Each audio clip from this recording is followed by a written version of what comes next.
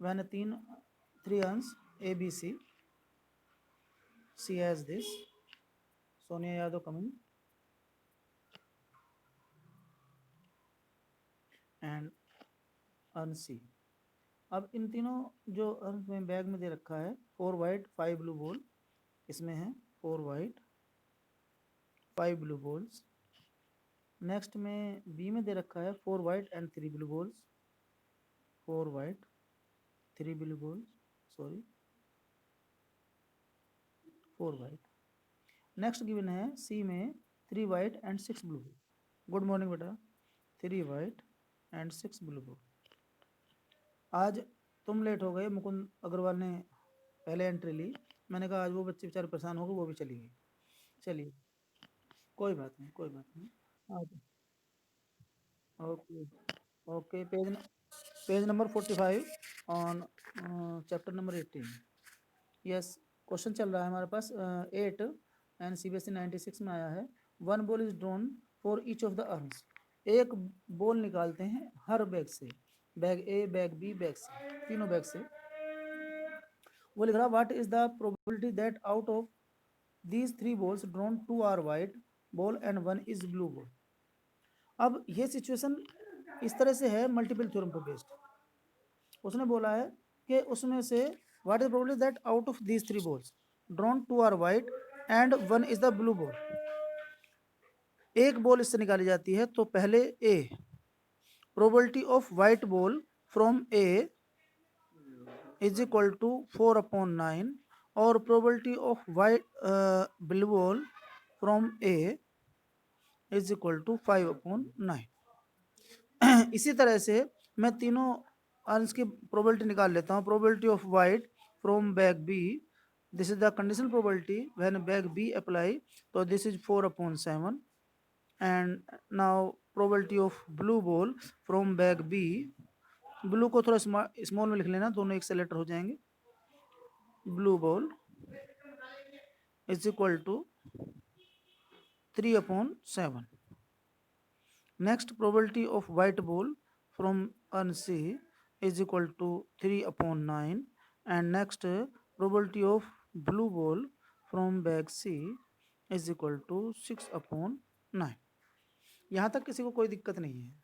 दिक्कत है नेक्स्ट में what is the probability that out of these 3 balls drawn 2 are white।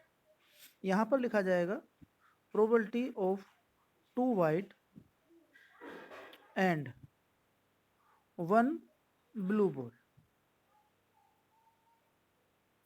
Situation आपको बनानी है। 2 वाइट का मतलब होता है ए बी में वाइट आ जाए, सी में नहीं, तीनों केस बनेंगे, ध्यान रखना। Probability of A W means white, probability of B white, probability of C sorry white of from A, white from A and white from B and blue from C. और तीनों case बनाने हैं क्योंकि एक ball जो blue है वो किसी भी बैग से आ सकती है। यहाँ पर probability of blue from A, probability of white from B and probability of white from C. और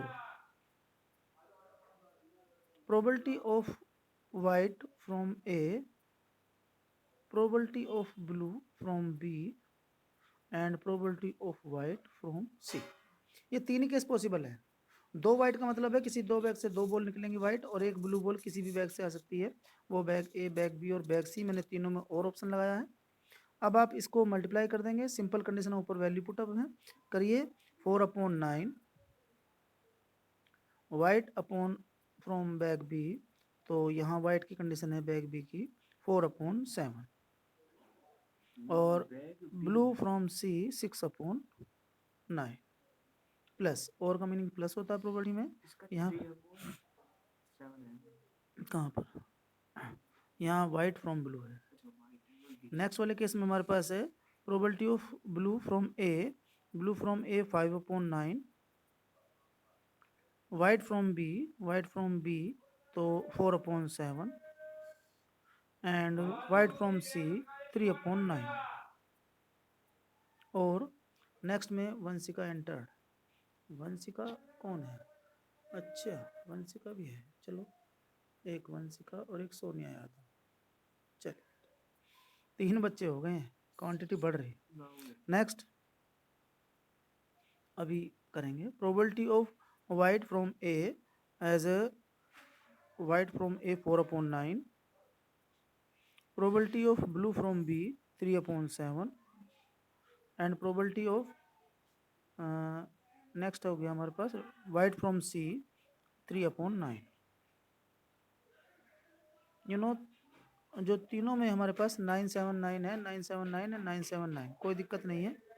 तो अभी हम क्या करेंगे, दिस इज 16 6 जा 96, दिस इज 23 जा 60 एंड दिस इज 12 3 जा 36 अपॉन ये हो जाएगा हमारे पास 63 इंटू 9। नेक्स्ट स्टेप में लिख लेते हैं इसे, ये हो जाएगा हमारा 96 96 192 और 192 हमारा ये डिवाइड हो जाएगा, मे बी 3 से तो कट ही जाएगा, 3 3 जा 9, 3 6 जा 18 और 3 4 जा 10। अब ये नहीं कटेगा किसी से क्योंकि यहाँ पर हो गया सिंपल, तो 64 अपॉन 3 3 जा 9 और 3 6 जा 18। ठीक है, ये क्वेश्चन हमारे पास हो गया है। ये CBSE 96 में आया था। एक ICC में आया हुआ क्वेश्चन है सेम ऐसा ही, आप उसे कर सकते हैं आसानी से, बिल्कुल ऐसा ही है। 3 बैग्स गिवन है। क्वेश्चन नंबर नेक्स्ट हमारा CBSE हरियाणा बोर्ड और J&K में भी आया, आंध्र प्रदेश में भी आया है। ये क्वेश्चन भी ऐसा ही है। यस यस,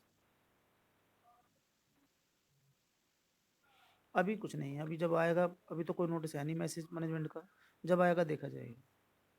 क्वेश्चन नंबर हमारे पास 11 का हो सकता है, मुझे नहीं मालूम, अभी मेरे पास तो कोई आया नहीं है ऐसा। आएगा तो कोई दिक्कत नहीं है, 15 से हो सकता है। बेटा जैसा भी नोटिस होगा उसमें क्यों घबरा रहे हैं आप? स्कूल में आएंगे तो और बेटर बेटर है, आपके कितने फ्रेंड्स मिले नहीं आपसे, वो भी आपका हो जाएगा ना। सब कुछ अच्छा ही होता है, आप ये मान के चलें जो भी होगा सब अच्छा ही होता है।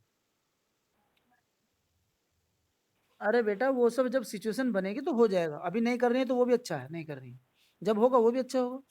एक बैग के अंदर हमारे पास देखो, कोई भी सिचुएशन आपको अपने आप में सोल्व नहीं करनी है, जब समय आता है तो खुद सोल्व हो जाती है।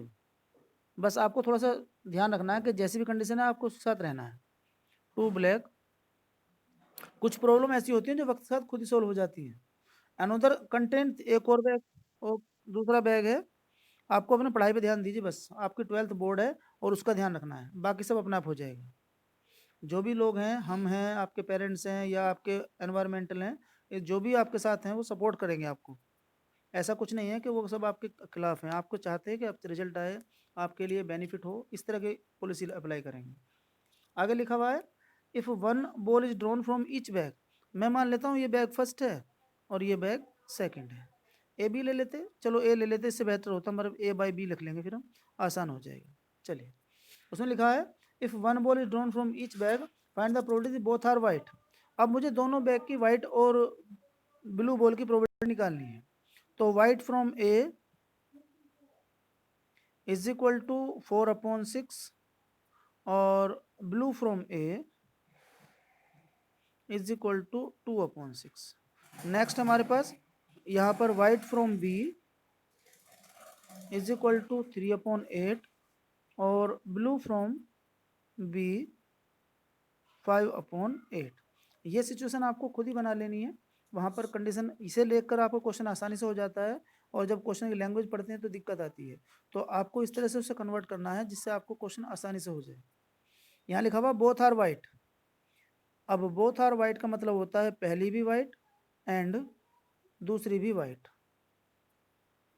डॉट का मतलब एंड ही होता है, यहाँ पर ध्यान रखना प्रोबेबिलिटी में।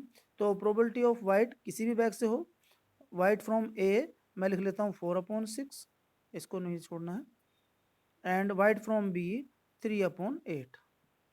तो ये हमारे पास हो जाएगा 12/648 और ये कट जाएगा आपके पास 1/4। सिचुएशन है नेक्स्ट वाली, उसमें लिखा हुआ है बोथ आर ब्लैक, ये ब्लैक बोल है, तो बोथ आर ब्लैक का मतलब हुआ probability of black 1 and black 2। तो black from A, probability of black from A and probability of black from B. जब आप इसे सोल्व करेंगे तो ब्लैक फ्रॉम ए की प्रोबेबिलिटी हमारे पास 2/6 एंड ब्लैक फ्रॉम बी की प्रोबेबिलिटी 5/8। जब आप इसे सोल्व करेंगे ये आ जाएगा 10/48। आप इसको सोल्व कर सकते हैं आसानी से, ये हो जाएगा 5/24। जब आप इसको एलसीएम लेंगे यहाँ पर, तो ये 5/24 है। Yes,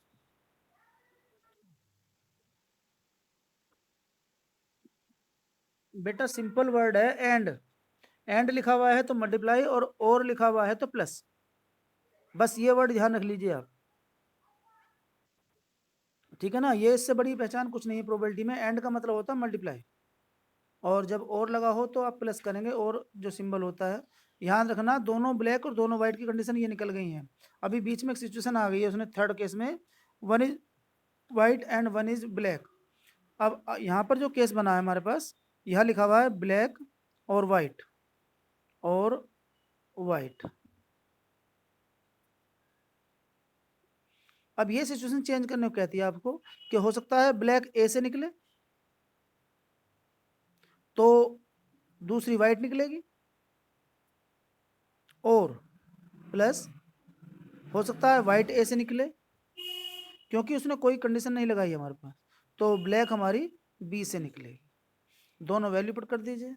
van black from A is equal to 2/6 और white from B is equal to 3/8 plus next 4/6 multiply 5/8।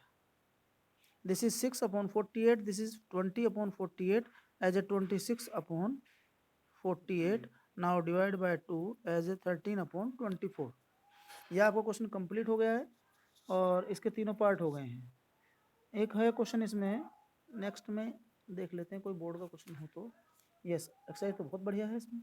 चलिए, क्वेश्चन नंबर 1 लिखा हुआ है, ICSE 2010 में आया हुआ है, पेज नंबर 46 पे चलते हैं, और वहाँ एक क्वेश्चन है। मैं सिर्फ वही क्वेश्चन करा रहा हूँ जो बोर्ड टाइप है, इससे आपको क्या होगा, प्रैक्टिस हो जाएगी। सभी क्वेश्चन एक जैसे हैं, इसमें कोई दिक्कत नहीं है। एक क्वेश्चन नंबर 19 है।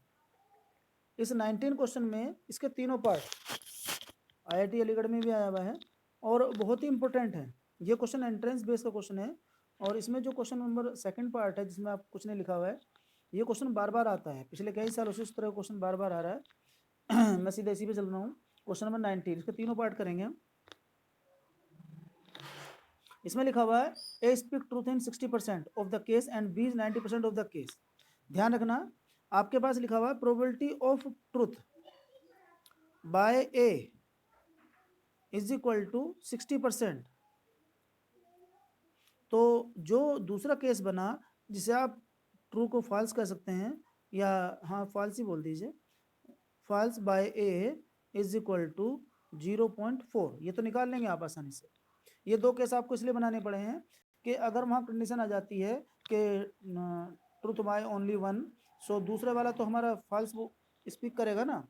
तो ऐसे ही दूसरा केस हमारे पास, probability of truth by B 0.9 और probability of false by B 0.1। अब इसने पूछा है in what the percentage of the case are be likely to contradict each in the stating the same fact. अब यहाँ पर कंडीशन आ गई है, जो इसने थ्योरिकल वर्ड बोला है कि वो एक दूसरे को कॉन्ट्रडिक्ट करेंगे। मीन्स अगर ए ट्रूथ बोलेगा तो बी फॉल्स। तो इसी प्रोबेबिलिटी को समझेंगे, probability of contradict each other, probability of contradict each other. इसको आप सिंपल लिखें, when probability of truth by A and, क्योंकि दोनों ने दूसरे को अपोज किया है तो ये फॉल्स स्पीक करेगा, और क्योंकि दोनों सिचुएशन हो सकती हैं तो प्रोबेबिलिटी ऑफ फॉल्स बाय ए, हाँ कॉन्ट्रिडिक्ट माने एक इफेक्ट है। मैं अभी अभी यही समझाने जा रहा हूँ। देखो वर्ड समझो, उसने कहा है what percentage of case likely to contradict each. Contradict each का मतलब एक दूसरे का उल्टा, एक दूसरे का अपोज करेगा इन द सेम फैक्ट। जैसे कि यह क्या है, दिस इज ऑरेंज, एक ने सच बोला है एक ने झूठ, दोनों ने बोला ऑरेंज, एक ने बोला सच एक ने बोला झूठ। समझना, ये वाले फैक्ट, किसी एक फैक्ट पर दोनों एक दूसरे का अपोज करते हैं। ये ठीक है ना, ये लैंग्वेज समझनी होती है, वहां पर लैंग्वेज उल्टी सीधी आती है। और यही लॉजिक है जो अलग अलग एग्जाम में एंट्रेंस में आते हैं, उसमें लॉजिक चेंज कर देते हैं, बच्चा कंफ्यूज हो जाता है क्या सोचे। एग्जाम में बैठा है वहां पर और सारी बातें बातें होती हैं और वो मेन फैक्ट को भूल जाता है। Truth bye A 0.6, false by B 0.1 plus 0.4 0.9, आप मल्टीप्लाई करेंगे 0.06 और 0.36, दिस इज इक्वल टू 0.42। ध्यान रखना दिस इज द प्रोबेबिलिटी। अगर वो परसेंटेज पूछता है तो 42% आ गया, इसी को परसेंटेज में कन्वर्ट करेंगे तो आप लिखेंगे प्रोबेबिलिटी या percentage, percentage of contradict each other. वहां पर इस बात का ध्यान रखना होता है कि उसने जिस लैंग्वेज में क्वेश्चन पूछा है आप उसी लैंग्वेज में दे। तो आप लिखेंगे 0.42 इंटू 100 और फिर परसेंट, 42%। क्वेश्चन नंबर इसका सेकंड पार्ट है। मैं आपको जो भी क्वेश्चन करा रहा हूं आप उन क्वेश्चन की प्रैक्टिस तुरंत कर लिया करो। आज जैसे ही क्लास के बाद इनको प्रैक्टिस कर लिया करो, आपको कभी भी हाँ हाँ कभी भी दिक्कत नहीं आएगी। और मेरे ख्याल से आपका ना जो सडनली बोर्ड का पेपर आएगा, may be God bless you, और सारा पेपर वो आएगा जो मैं करा रहा हूँ। कभी भी ऐसा नहीं हुआ पिछले 20-22 सालों में कि 60-70% पेपर मेरा नहीं आया है। As a exam time pattern में मैं रिवाइजन कराऊंगा तो रिवीजन में जो टॉपिक होंगे वो वही होंगे जो बोर्ड के क्वेश्चन होंगे, ठीक है ना। तो ज़्यादा प्रॉब्लम लेने की जरूरत नहीं है, सिंपल टॉपिक आएंगे और बोर्ड के बेस पर क्वेश्चन कराऊंगा मैं। अब problem of statics is given to 3 student, सभी स्टूडेंट से बोल देना वो जितनी मेहनत वहाँ कर रहे हैं उतनी मेहनत वहाँ मेरे साथ 40 मिनट कर लीजिए बस। और अगर क्लास रेगुलर होगी तो आपको बेटर हो जाएगी। Problem of statics is given to 3 situation, student A B C who chance of solving a problem. चलिए प्रॉब्लम सॉल्विंग बाय ए, तो यहां लिखेंगे सॉल्विंग बाय ए। आप इसे कुछ लोग ना डायरेक्ट लिख देते हैं, प्रॉब्लम सॉल्विंग को पी ए लिख देते हैं, मीन्स प्रॉब्लम सोल्व कर पाएगा ए। और ये इक्वल टू दे रखा है 1/2 और ए नोट मीन्स ए नहीं कर पाएगा, 1 माइनस ए पी ए, तो 1 minus P A is equal to 1 minus 1/2 is equal to 1। दोनों एक ही सिचुएशन है, प्रॉब्लम सोल्विंग बाय ए और प्रॉब्लम सोल्विंग बाय ए की ना लिख के प्रॉब्लम सोल्विंग। तो ये सोल्व की प्रॉब्लम है, जो ए प्रॉब्लम सोल्व करता है उसकी प्रोबेबिलिटी 1/2 और नहीं करता है तो 1/2, 1 माइनस 1। सिंपल यही केस में दे रहा है। सोल्विंग बाय बी, आप इसको पी भी लिख सकते हैं क्योंकि यहाँ कंडीशनल प्रोबेबिलिटी चल रही है, मैं इसलिए सिस्टम बार बार यूज कर रहा हूँ। अदरवाइज आप डायरेक्ट भी लिख सकते हैं 1/3 और नॉट सोल्विंग 2/3। नेक्स्ट केस है 3, यानी कि सी वाला केस है। Problem solving by C S is equal to P C हमने ले लिया 1/4 और नॉट सोल्विंग 3/4। अब यहाँ कहा है find the probability only one of them solve the problem. 9th के बच्चे हैं 8th क्लास के, बताओ क्या करें। अब यहाँ कह रहा है वो प्रॉब्लम सोल्विंग में वन ऑफ देम ईच, केवल एक प्रॉब्लम सोल्व करता। कभी कभी इस क्वेश्चन में दिक्कत आती है कि at least the problem solve, at least problem solve का मतलब तो लंबा केस हो जाता है। मैंने आपको शायद कल भी क्वेश्चन कराया था।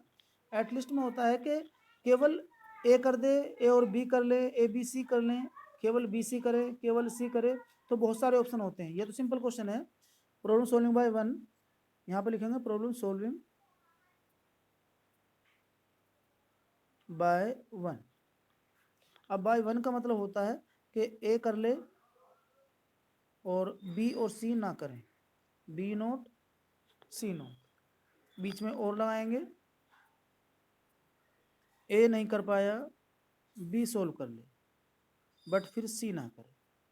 बीच में जो वर्ड है मल्टीप्लाई वाला वो एंड के लिए है, और प्रॉब्लम ना ए ने सोल्व की ना बी ने की और सी कर ले। अब सिंपल वैल्यू पुट कर दीजिए। जो ए ने सोल्व करी थी यहाँ पर 1/2, तो बी और सी ने नहीं करी है, उनकी प्रोबेबिलिटी मल्टीप्लाई कर दीजिए 2/3 बी नोट और 3/4 सी note.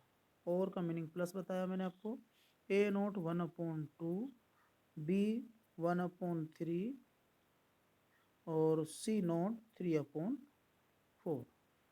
This is A not also 1/2, B not 2/3 and C 1/4।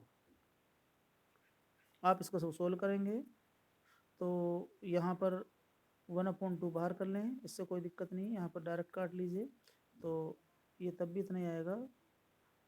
1/4, यहाँ पर 3 कट जाएगा, 1/8 और यहाँ पर 2 कट जाएगा, 1/12।